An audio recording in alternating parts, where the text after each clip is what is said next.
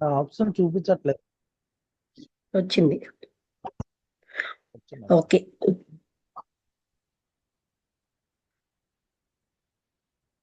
భాగ్యలక్ష్మి గారు వెళ్ళిపోయారేంటి?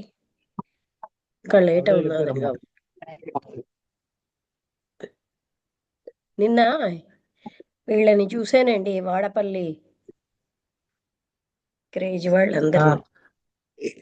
నాకు ఏమి గొర్రెలే అన్నమాట అందరూ. గొర్రెలే. ఉమ్, లావలి అక్కడికి వెళ్ళి పోయిందండి ట్రైన్ దగ్గర. ఉమ్.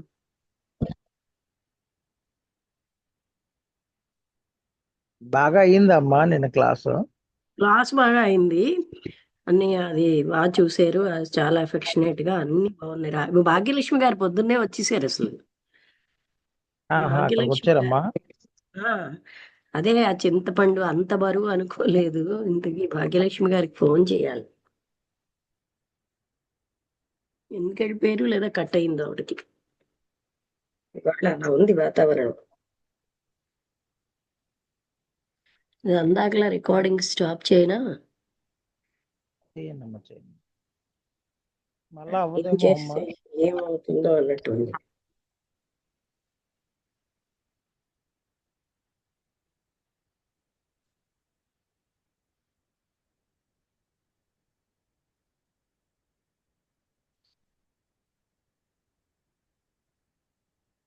మరి నైట్ మీకు ఎవరమ్మా, నారాయణ వచ్చారమ్మా?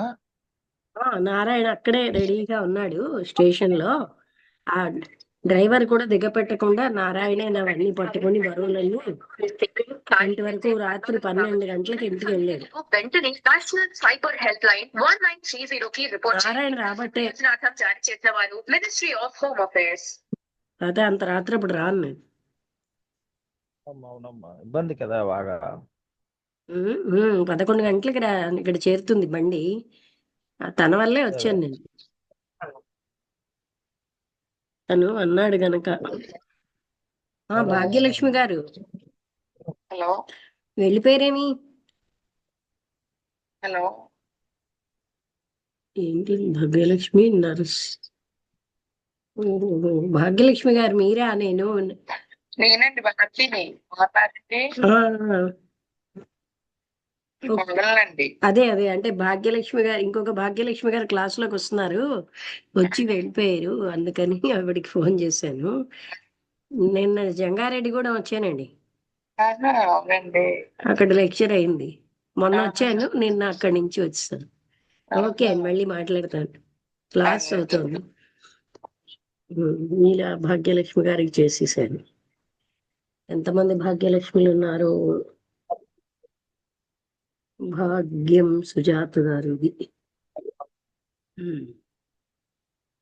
ఇవాళ మనకి అదే కదా, శుష్క వేదాంత తమో భాస్కరమే. అవునమ్మా. ఈవిడ ఎందుకు వెళ్ళిపోయారు, లేకపోతే కట్ అయ్యిందో తెలియదు. వసంత గారు వచ్చారు. ఏమి వెళ్ళిపోయారు? అది అయిపోయిందంటండి, వస్తలేదని నేను ఇంకా లేదు చూడలేదు. లేదు, అలా కాదు, అది ఒక ట్రై చేస్తూ ఉంటే వస్తుంది కానీ వచ్చింది. కానీ మీరు ఇంత బరువు తెస్తారని నేను అనుకోలే. లెక్చర్ ఎలా ఉంది? బాగుందండి, బాగా చెప్పారు మీరు. బాగా చెప్పారండి. అది దిటి కృష్ణమూర్తి గారి గురించి, అద్వైతాన్ని గురించి అన్ని కలిపి చెప్పారు కదా, బాగుందండి. తర్వాత ఎంతసేపు ఉన్నారో తెలియలేదు. పోనీ మీరు ఆ తర్వాత చాలా బరువు పెట్టారు. ఒక బ్యాగే కదా పెట్టారు మీరు ఇటుపక్క.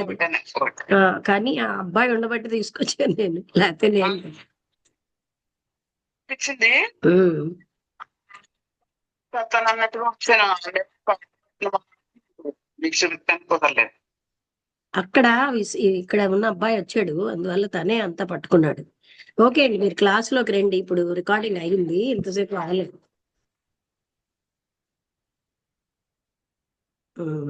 నేను అసలు ఆవిడని పోల్చుకోలేదు, ఎప్పుడు భౌతికంగా చూడలేదు కదా. అవునమ్మా. ఆవిడే పోల్చుకుని నన్ను పిలిచాడు.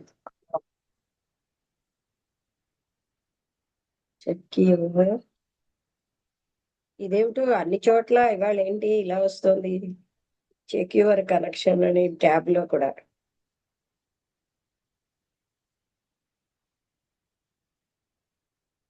ఇవాళ ఈ వర్షం ఉంది కదా అవుట్ సైడ్. ఓకే, మొదలు పెడదామా? వసంత గారు మొదలు పెడతారా? రమణ గారు, వసంత గారు ఎవరైనా స్టార్ట్ చేయమంటారమ్మా? ఆ, చేయండి. రికార్డింగ్ ఆన్ చేస్తున్నాను, ఆన్ చేసాను. ఆ. ఓం శ్రీ గురుభ్యో నమ. 15/6/2025 శ్రీ మలయాళ స్వామి వారిచే రచించబడిన శుష్క వేదాంత తమోభాస్కరం అనే గ్రంథం నుంచి శ్రీ లక్ష్మీ మేడం గారు చదివి వివరణ చేస్తారు. ఓకే. ప్రశ్న: అయ్యా స్వామి, ఈ పరమ పవిత్రమైన ఆత్మజ్ఞానము సిద్ధించుటకై బాల్యకాలమందు ప్రయత్నించే వారికి అనేక విఘ్నములు వచ్చుననియు, ప్రపంచ సుఖమును అనుభవించి తృప్తుడైన తర్వాత భంగములు రావనియు కొందరు చెప్పు మాటలు నిజమా? ఉత్తరం: ఓ ప్రియ సోదరుడా, ఆత్మజ్ఞానం సిద్ధించుటకై బాల్యకాలము నిండా మంచి తరుణం. అప్పుడు వారి హృదయము రాగద్వేషములచే చెడలేదు. మృదువైన మట్టి యందు వృక్షము బహుశీఘ్రముగా వృద్ధి పొందునే కాని బండ మీద వృద్ధి అగుట దుర్లభం. అలాగుననే బాల్యకాలమందు మనము మృదువై పవిత్రమై ఉండును. మన మనస్సు అన్నమాట, మనము కాదు, మనస్సు మృదువై పవిత్రమై ఉండును. వార్ధక్య అవస్థ యందు ప్రపంచ వాసనచే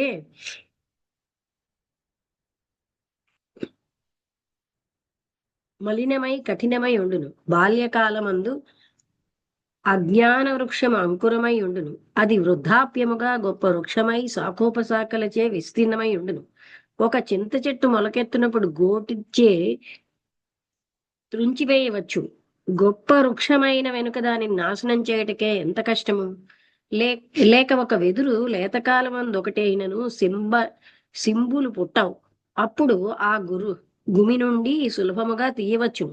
కొన్ని దినములు దాని అందు ఉండినప్పుడు ప్రతి గెనుపునందును రెమ్మలు పుట్టి ఆ ఆపాదచూడ పర్యంతము ఒకదానికొకటి పరస్పరము బంధమగునప్పుడు ఆ గుమి నుండి దానిని బయటకు తీయుటకు ఎవరికి సాధ్యమగును? అలాగే బాల్యమందు దుర్వృత్తులైన ఆ రెమ్మలు ఉద్భవింపలేదు. సంసారమందు కొంతకాలం ఉండునప్పుడు పుత్రమిత్ర రాగద్వేషములనే రెమ్మలచే కట్టుబడి విముక్తుడగుట బహు కష్టము. కనుకనే ఏ యొక్క మహనీయులు చరిత్రను చూచినను వారందరూ చిన్న కాలము నుండి భక్తులై కనపడుచున్నారు. విషయ సుఖమును అనుభవించి తర్వాత మోక్షమునకు ప్రయత్నము చేయవలెనని చెప్పువారు అగ్నిచే ఇల్లు దహించినప్పుడు నూయి తవ్వి జలము సంపాదించి చల్లార్చవచ్చునని చెప్పు మూఢుల వంటి వారు అని గరుడ పురాణము అందు చెప్పి ఉన్నది. ఇదియునుగాక నహి ప్రమాణం జంతువునాముత్తరక్షణ జీవనే అన్నట్లు మృత్యు ఏ సమయమందు తటస్థించునో తెలియదు గదా. కాబట్టి వార్ధక్య పర్యంతము జీవింతుమని ఎట్లు తెలియను? కనుక ఒక నిమిషము ముందు ఆత్మచింతన చేసిన వారు ధన్యాత్ములు. ఇంకా మరి ఒక దృష్టాంతం కూడా కలదు. ఒక గుమ్మడి తీగ కళ్ళమండల అందు ప్రవేశించిన తర్వాత నెట్లు పిమ్మట లాగినేడల రాదో అలాగునని విషయమందు ప్రవేశించిన మనస్సు విముక్తి పొందుట బహు కష్టము.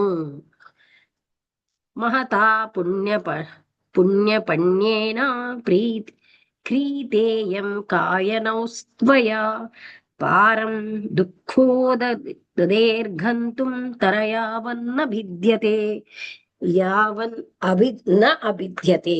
ఒక్క నిమిషం.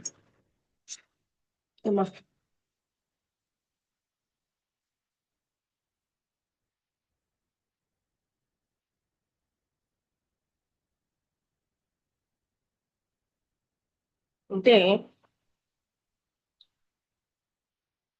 ఓ జనుడా, నీవు దుఃఖసాగరం యొక్క ఆవలి ఒడ్డును చేరుటకై గొప్ప పుణ్యము అనే క్రయము చేత ఈ శరీరమును అనే ఓడను కొని ఉంటివి. కావున ఈ శరీరమనే ఓడ భిన్నమైపోవుటకు ముందే దుఃఖసాగరమును దాటుము. ఉద్ఘాటిత నవద్వారే పంజరే విహగో నిలహ యత్తిష్ఠతి తదాశ్చర్యం ప్రయాణే విస్మయ కుత.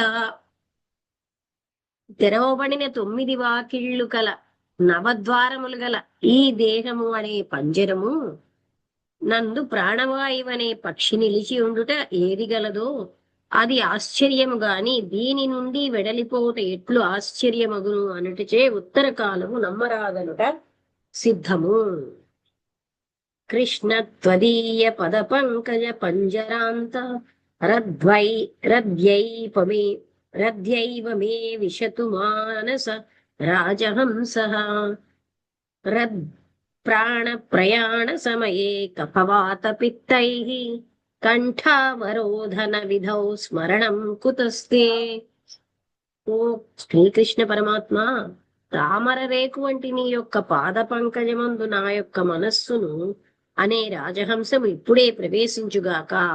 వార్ధక్యమున వాత పిత్త శ్లేష్మములచే కష్టపడు కాలమందు నిన్ను ఎట్లు స్మరింతును అనగా వార్ధక్య కాలమందు సాధ్యము కాదు అని అర్థము. తర్వాత హెడ్డింగ్ పరులచే విషయాస దుఃఖమని తెలుసుకొనుట. విషయాస దుఃఖమని తెలుసుకొనుట. ప్రశ్న: విషయ భోగములను అనుభవించి వాటి యందు కష్టములు తెలియక విషయాదులందు ఎట్లు విరక్తి కలుగును? ముష్టికాయలైనను తినని ఎడల చేదు తెలియునా? ఉత్తరం: ఓ సద్గుణనిధి, సంసారమందు అనేకులు కష్టపడుచుండు విషయము చూచినెడలా తెలియదా? నీ యొక్క యుక్తి ఎట్లుండెననగా, ఒకరు అగ్నిచే దహించబడి సంకటము చెందుచుండగా వానిని చూచి తెలుసుకొనక వీడును అలాగుననే అగ్నియందు ప్రవేశించి చూడవలెనని చెప్పు రీతిగా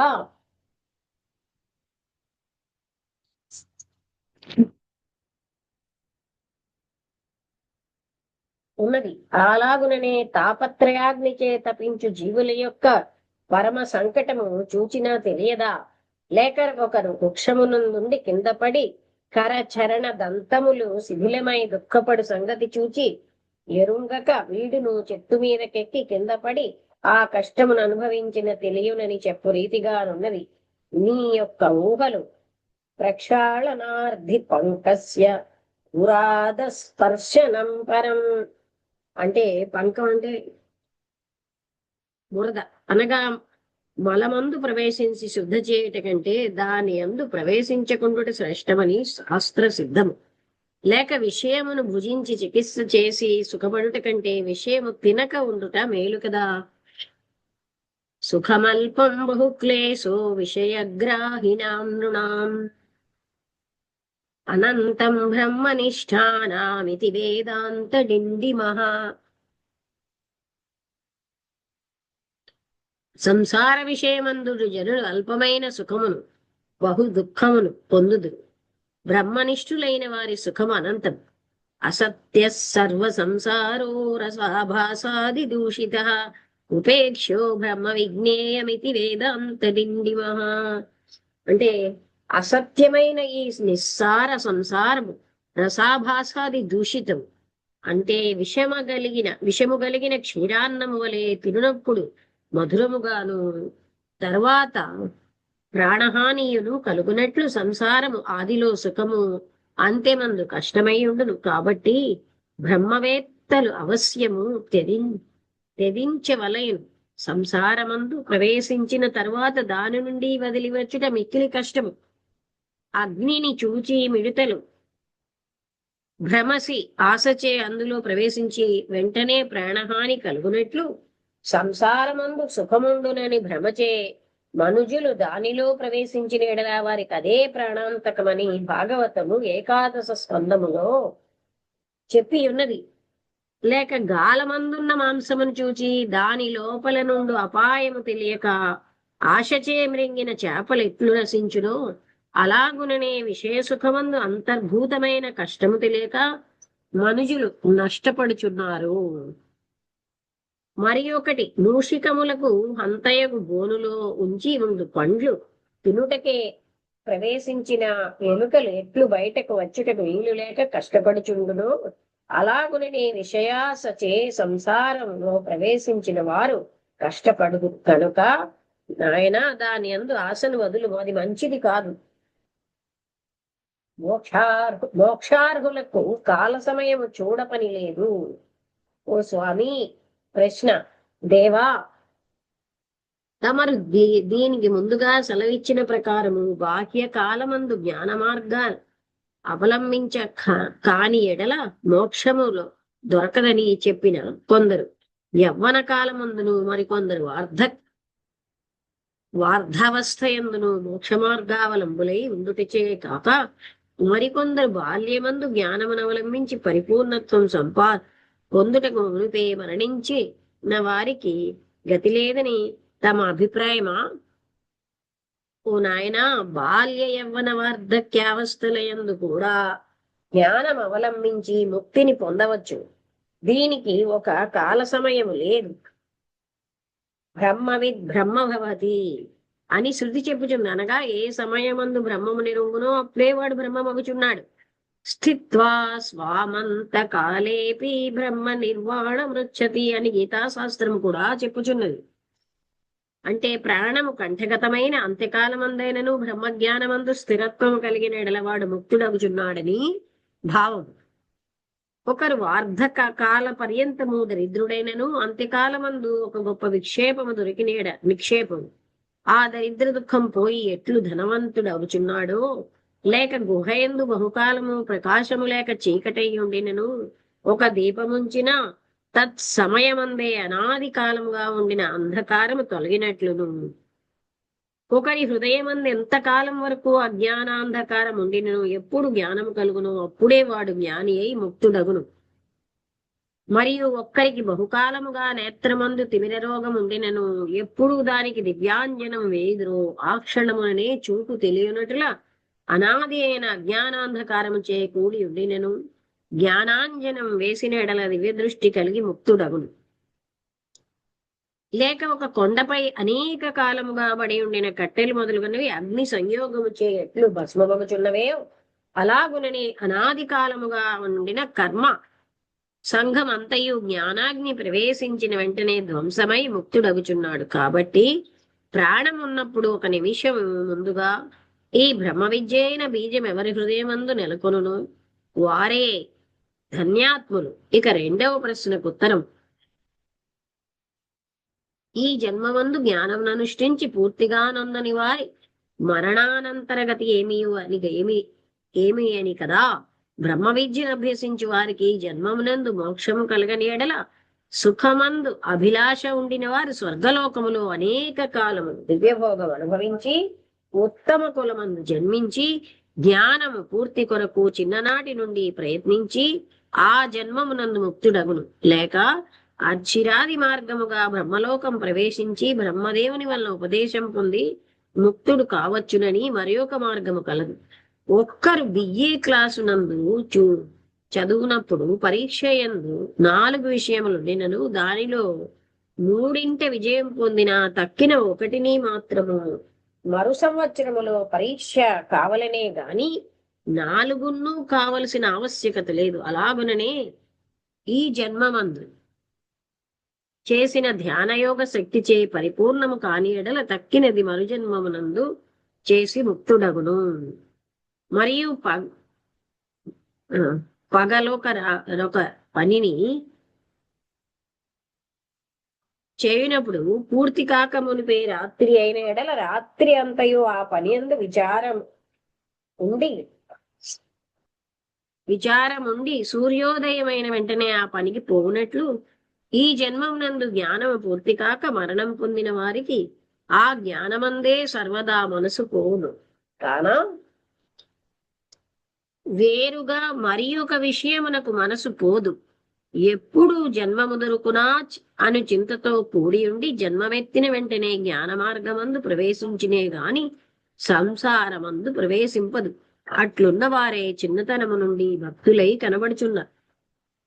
ఎట్లనగా బాతు గ్రుడ్లను కోడి గ్రుడ్లను కూడా కోడి పొదుగునందు పెట్టినచో 2 పిల్లలవును. కాని బాతు పిల్లలు అప్పుడే నీటి యందు దుముకును. కోడి పిల్లలది సాధ్యము కాదు. అలాగుననే ఒక తల్లి గర్భమందు అనేకులు పుట్టినను పూర్వజన్మ సంస్కారమున్న వారు మాత్రము చిన్ననాటి నుండి జ్ఞానం అవలంబించుచున్నారు. తక్కిన వారికి అది సాధ్యము కాదు.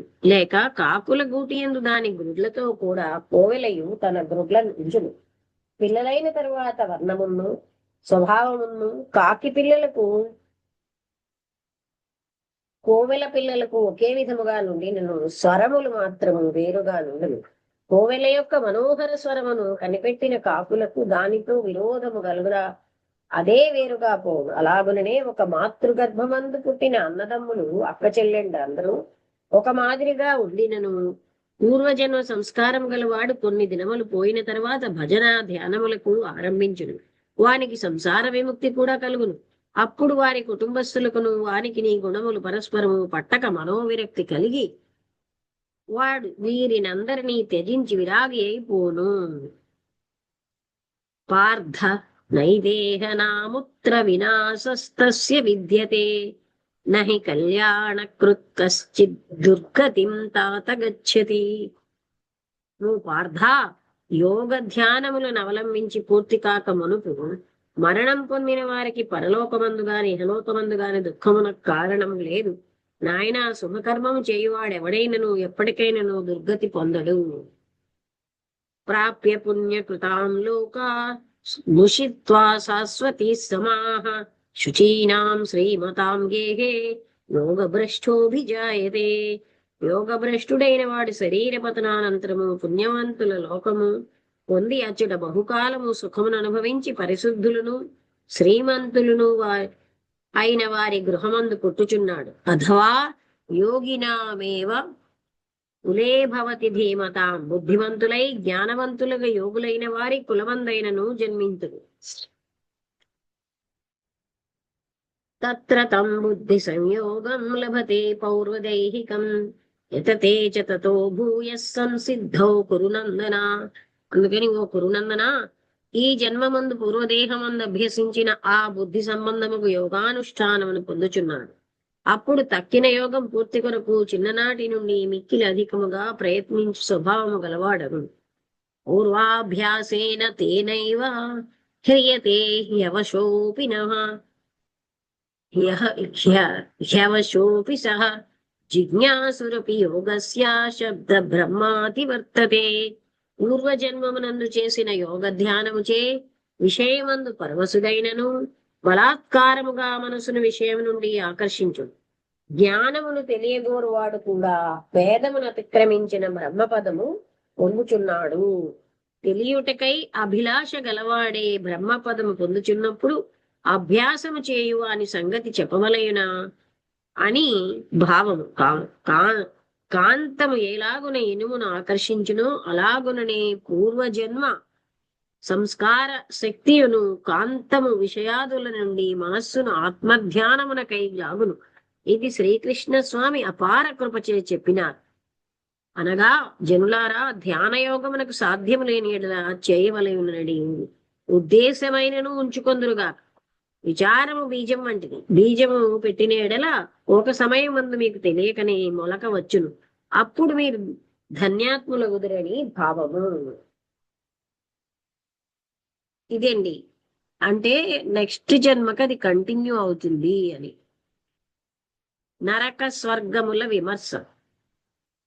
ఓ స్వామి, నాకు ఒక గొప్ప సంశయము కలదు. అదేమనగా, మనుజులు మరణానంతరము పుణ్యపాపములు చేసిన వారు స్వర్గ నరకములు అనుభవించిన ఎడలా ఇచ్చట అందరూ ఒకటే ప్రకారం ఉండవలేదు కదా.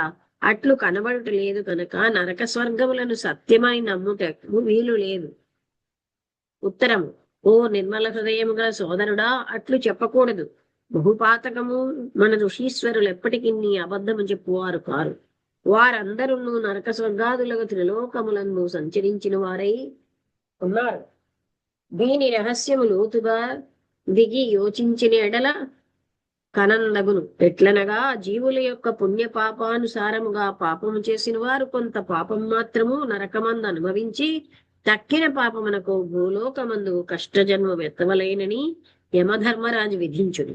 అలాగుననే పుణ్యకార్యములు చేయవారు స్వర్గభోగం అనుభవించి భూలోకమందు ఉత్తమ జన్మమందు జన్మించుటకై నియమించుడు. దీనికి నీ కర్మశేషమని పేరు. ఎందుకట్లు చేయవలను? పాపనాశనం వరకు నరకమందు పెట్టకూడదా, లేక స్వర్గమునందు ఉంచకూడదా అని ఒక చోద్యమునకు వీలు కలదు. అట్లు పరలోకమందు పుణ్యపాపములను అనుభవించి అందరూ సమముగా నుండిన ఎడల మనుషుల యొక్క మందబుద్ధిచే స్వర్గ నరకములు లేనే లేవని చెప్పుటకై ఏమి సంశయింపరు. అలాగుననే పుణ్యకర్మ ఫలముచే గొప్పవారగుదు అనే విచారము అనే వివాదం లేకపోదు కనుక జీవుల యొక్క ఉపకారార్థమై ఇహమందు కూడా పాపపుణ్య ఫలములు తెలియుటకై అట్లు ఈశ్వరుడు చేయుచున్నాడు. ఇట్లు లేని ఎడ లోకము నిండా హీన స్థితికి వచ్చును. దీనికి దృష్టాంతం ఆది కాలమందు రాజులు గొప్ప తప్పులు చేయువారిని 4 మార్గములు చేరు రాజవీధి ఎందు శిక్షించుచుంది. అది ఎందుకనగా దీనిని చూచి మనుషులు ఇంక మీద పాపకృత్యములైన తప్పులు చేయకుండుటకై అట్లు చేయుచున్నారు. అలాగుననే మంచి సన్మార్గి అయి బాగుగా విద్యనభ్యసించిన వారికి గొప్ప గొప్ప ఉద్యోగములు కూడా ఇచ్చుచున్నారు. శాస్త్రం కూడా ఇలాగుననే చెప్పుచున్నది. గౌరవం నరకం గత్వా చండాలేష్వపి జాయతే అని కనబడుచున్నది. అంటే ఘోర నరకమును అనుభవించిన తర్వాత హీన జన్మమందు జన్మించును. ప్రాప్య పుణ్యకృతాన్ లోకానుషిత్వా శాశ్వతై సమాః శుచీనాం శ్రీమతాం గేహే యోగ భ్రష్టో విజాయతే అని గీతాశాస్త్రం. దీని యొక్క రహస్యం ఇది. ఇవాళకి ఇక్కడ కాపుదామా? కర్మత్రయ నిరూపణము అంటే ఇక్కడ ఇవాళ టాపిక్ లో మనకి ఎవరు ఏ రకమైన పుణ్యం పాపాలను అనుసరించే వాళ్ళ జన్మలు వస్తాయి. ఎవరికైతే ఈ జన్మలో పుణ్యం చేసి మంచి యోగాభ్యాసం చేశారో నెక్స్ట్ జన్మలో చిన్నప్పటి నుంచే వాళ్ళకి అది చెయ్యాలన్న తపన మొదలైపోతుంది. భాగ్యలక్ష్మి గారు ఏమైనా మాట్లాడతారా?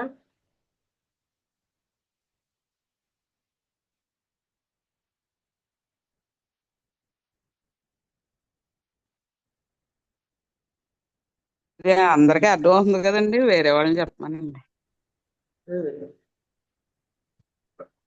ఒకటి 2 వాక్యాల్లో చెప్పండి. ఇవ్వండి, వేరే ఫోన్ వస్తుంది, ఒక నిమిషం. ఏంటండి? ఫోన్ వస్తుంది వేరేగాను. రమణ మీరు చెప్పండి. అలాగే అమ్మా. అంటే అమ్మా అదే మనసులో సంస్కారం అనే దాంట్లో ఎంతగా ఉండిపోతే ఆ అంత ఏదైతే ఉందో ఆ వచ్చిన జ్ఞానం ఏదైతే ఉందో దాన్ని తెలుసుకోలేరు. చెట్టు పాతేసి చిన్నప్పటి నుంచే చెట్టుని నరగలం కానీ పెద్ద వృక్షమై ఆ కొమ్మలు వేర్లు వచ్చిన తర్వాత దాన్ని ఏమీ చేయలేమని ఒక ఎగ్జాంపుల్ తో చెప్పారమ్మా. అదొకటి బాగా అర్థమైంది. అలాగే కొన్ని విషయాల్లోని కుటుంబంలోని ఎంతసేపు దుఃఖ సంసార సాగరంలోని ఉండిపోయి ఆ కుళ్ళు బురదలో నుండి అదే బాగుంది సువాసనగా ఉంది అనుకున్నట్టు అనుకుంటారు. ఎలకలకి తినడానికి అన్నీ ఉంటాయి కానీ తినే యోగ్యత ఉండదు. ఎందుకంటే వచ్చి తినడానికి తింటే ఎక్కడ నేను చచ్చిపోతానో అని భయం ఉంటుంది. అలాగే సంసారంలో నుంచి ఎక్కడ బయటకు వచ్చేస్తే నాకు అన్ని ఇబ్బందులు కలుగుతాయనే విషయం మీద ఉంటారు అనే ఒక విషయం చెప్పారమ్మా. బాగా అది తర్వాత బాగుంది. రావడం కూడా కష్టం, రావడం కూడా పాతుకుపోతారు. అలాగే ఎన్ని రోజుల నుంచి అజ్ఞానం నిండిపోయిన వారికి జ్ఞానం వస్తే ఆ జ్ఞానాజ్ఞ వల్ల జరుగుతుంది తప్ప కానీ ఇంకో దాని వల్ల జరగదు. ఆ అజ్ఞానాన్ని పోగొట్టుకోవాలంటే ఆ జ్ఞానాజ్ఞ అనే దానిలో నుంచే దగ్నం అవుతుంది అని చెప్పారమ్మా. పూర్వజన్మ సంస్కార వాసనలు ఉండడం వలన ఒకే తల్లికి పుట్టినా కూడా అందరి యొక్క ఆలోచనలు కానీ అందరి యొక్క థీరీ కానీ ఒకలాగా ఉండదు. వాళ్ళు ఈ జన్మలో మంచి సంస్కారం చేసుకోవడం వల్ల అలాంటి తల్లిదండ్రులకు పుట్టి చిన్నతనం నుంచే వాళ్ళు ఆ వైరాగ్య స్థితిని కలగడం కోసం ప్రయత్నం చేస్తారు అనే విషయం చెప్పారమ్మా. అదే అలాగే వాళ్ళు అలాంటి తల్లిదండ్రులకే పుడతారు, వైరాగ్యము సంపద వాళ్ళు ఉన్న వాళ్ళకి పుడతారు. అలాగే అయస్కాంతం ఎలాగైతే ఇనుములు లాగుతుందో అలాగే వాళ్ళని అది లాగుతూ ఉంటది అని చెప్తున్నారమ్మా. నరకం స్వర్గం కోసం ఆయన అడిగినప్పుడు ఆ నరక స్వర్గాలు అనేవి ఏవైతే ఉన్నాయో, నరకం అంటే ఆ నరకానికి సంబంధించింది రియల్ గానే ఉంది. ఆ నరకంలో అనుభవించాల్సిందంతా అక్కడ అనుభవించిన తర్వాత మిగతా ఏమైతే ఆ పాపం ఉందో అలాంటి స్థితి కలిగిన వాళ్ళకి పుట్టి ఆ బాధని అక్కడ అనుభవించాలని క్లారిటీ ఇచ్చారమ్మా. అలాగే స్వర్గానికి ఎవరైతే మంచి పనులు చేసుకొని, అంటే మంచి పనులు అంటే ఆ స్థితిని ఇప్పుడు ఈ జన్మలో కలిగితే నెక్స్ట్ జన్మలో మళ్ళా అలాంటి భర్త తీసుకోవడానికి, ఆ వాసన కలిగిన భర్త తీసుకోవడానికి అవకాశం ఉంటుందని వివరణ చేశారమ్మా. అంటే ఆ మంచి చేసిన వాళ్ళకి అది కంటిన్యూ అవుతుంది. అలాగే ఆ ఆత్మతపన ఉన్న వాళ్ళకి అది నెక్స్ట్ బర్త్ లో ఇప్పుడు కొంత కంప్లీట్ అవ్వకపోయినా అక్కడ కంప్లీట్ అయిపోతుంది. అది అని అది అవునమ్మా. చెప్పారు. బాగుంది. చూసారా, రాస్తే మీరు రాశారు కదా, రాశానమ్మా, రాశానమ్మా. అందుకే చెప్పగలుగుతున్నారు. అవునమ్మా. బాగుంది అయితే. రాసుకుంటే కొంచెం రాసుకోవడం వల్ల అర్థం అవుతుంది. ఉమ్. రాస్తున్నానమ్మా ఈసారి. అది మళ్ళీ కూడా చదువుకుంటే హెల్ప్ అవుతుంది కదా. అవునమ్మా.